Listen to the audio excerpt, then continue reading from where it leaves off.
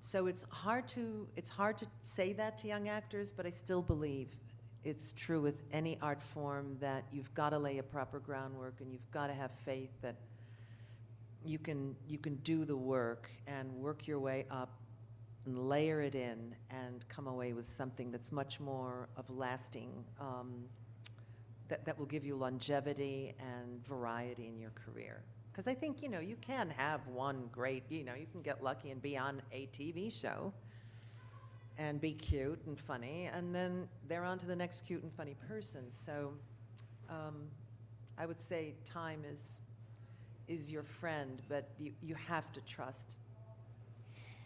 Sticking on the age conversation, from young actors to more established, I really admire, the fact that you just embraced, said, yeah, Diane is now in her 60s. Early 60s. Okay, that's Very kind of the answer 60s. to my question. But yeah, talk to us a little bit about how you feel about age and being what age you are and what opportunities there are. And, there's a lawsuit, someone was suing IMDb about, having their age posted, and they didn't want that. It's a long-standing thing in Hollywood and entertainment. I'm in a happy place, which is that nobody's not going to hire me if I said, no, I'm really 54. Maybe if you're 32 and you want them to think you're still in your 20s. I know actresses that just want to hold on to that 20s decade for as long as possible, so they're like even 33 or 34, and somehow they're still 29 for a while. I respect that. I think we're still ageist in that way. But in an age where we're living in an internet age where, people can look up, they can find my birthday if they want to, and they can find where I was born, and we all know so much about each other. I think it's actually cooler to say what your age is and then be happy about it and be cool about it. Did anybody watch the Tonys and see Cicely Tyson get up there and accept that Tony? You should go on YouTube and watch this woman. I think she's in her 80s. Jake, is she in her 80s or 90s? I don't think she can't be in her 90s, but she could play 70. Astonishing. She took her time getting up to the stage, and she said, I felt I wanted to do one more play, and I didn't know what it was, but I felt I had one more great role in me. And she just took her time, and the audience, you could hear a pin drop as this woman just claimed her space and said, this is who I am, and I got to play this role, and I'm so grateful. And she just whoa, she was the queen, because she was totally who she was. She embodied her own spirit so beautifully. So I don't know, the age issue, as I said, I started, I got finally well known in my 40s, so I keep beating the odds and or else just getting under the wire just quickly enough. But I don't know. I think if you start really worrying about it too much, it's going to make you crazy. So what other roles were you considering or looking at when you accepted the Good Wife offer?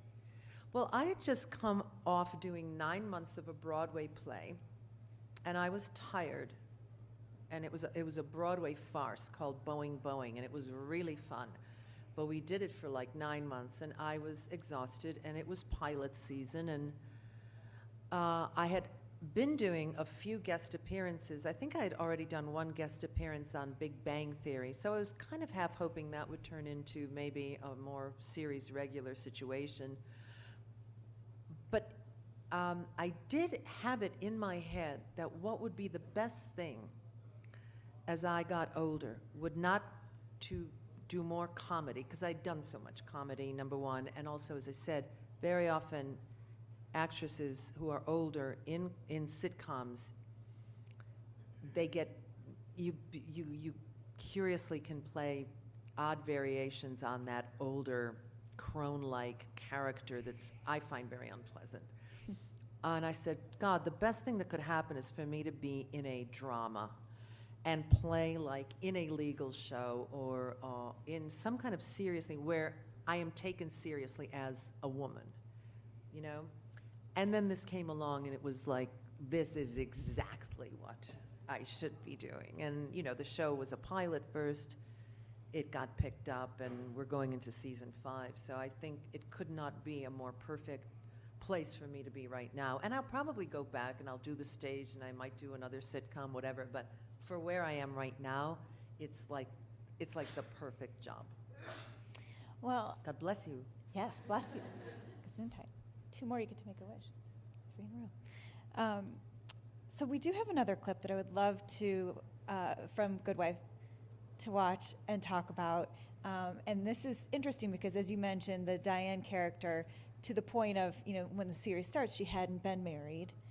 And so that's a relevant thing to note before we roll the clip with Gary Cole, if we could.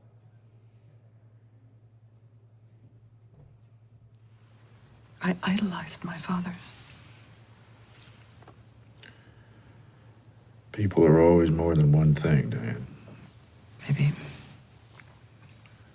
But if he was a hypocrite, then what does that make me? I patterned my life after his. You pattern your life after the things that you admired about him. You don't need to answer for sins you didn't even know about. You're good at this.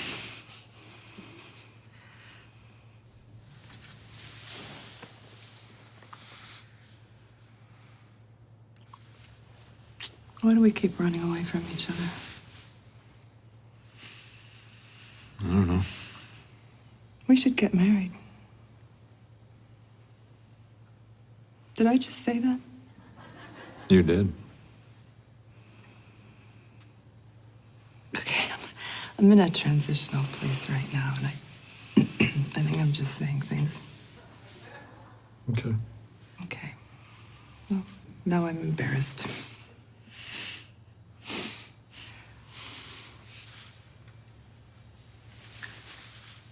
Forget I just said that.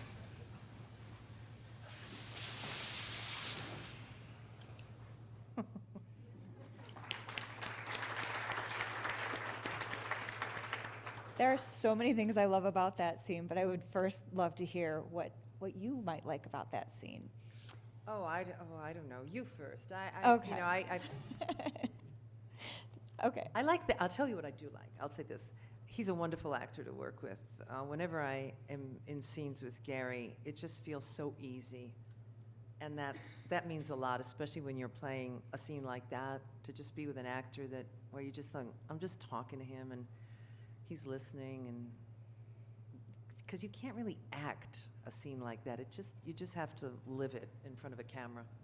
Well, okay, that's going to lead to another question I have for you, which is how you approached this scene and how that may be representative of how you approached the Diane role in general. But to me, I look at this and, you know, this is really kind of special, and it's so in contrast to the other clip we looked at, because we most often see Diane in her workplace, and she's a different, you know, presentation of herself, because she's got a little bit of an edge, and she's tough, and she's not unkind, but she's, you know, not vulnerable, you know, and that's where she spends most of her life, is at the office. Right. And so it's interesting, while she does something that's very alpha in a way, you know, she pops the question, but then it's, holy moly, I'm embarrassed. So I'm curious about when you read that, how you sort of took it. The scene takes place in an episode where I find out that my husband, that's an interesting slip.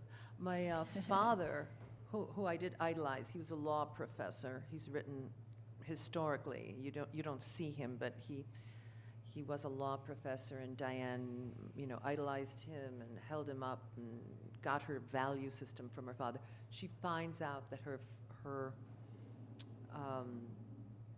father may have been an informer in the McCarthy era, that he may have caused this man, you know, he may have outed him and denied it, but that he actually it's on the record that he did this, and the man then committed suicide. So Diane's shocked by this revelation. She's also up for a judgeship, which would mean she'd have to leave the firm. So at the point you're seeing this character sitting on a couch, having her second or third glass of wine, with this man who really makes her feel comfortable, she is vulnerable, and her life is at a genuine crossroads. Like, her life has been shaken up. And then you have this tender scene with all of that other information that's there. Just, you know, it's all inside, but there she is just talking to this guy. And I think she has a closeness to him and realizes that maybe what she needs more than anything is just a deep human connection.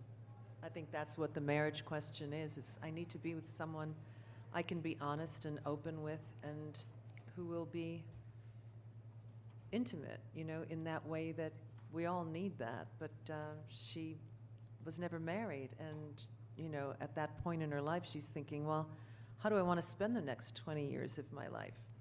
There are subsequent episodes where you see that they actually are going to get married.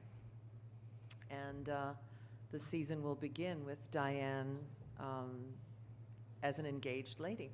So I love that too, that the writers are brave enough not to have her back away one more time. She says, no, we're getting married. And I don't know whether or not it'll actually happen, but that's where they're taking her. Did you ever think that you'd play a woman in her 60s who proposes to the guy? Yeah, I could see that happening. I mean, I can see that she's embarrassed by it and realizes it's coming a little bit out of the red wine and her own vulnerability. But I think things have changed between men and women. And, you know, she's an adult, and she popped the question. I don't think she's a little embarrassed about it, but she's not like, it didn't ruin the evening. Do you know what I mean? She goes So on and let's still keeps make kissing out. him. So.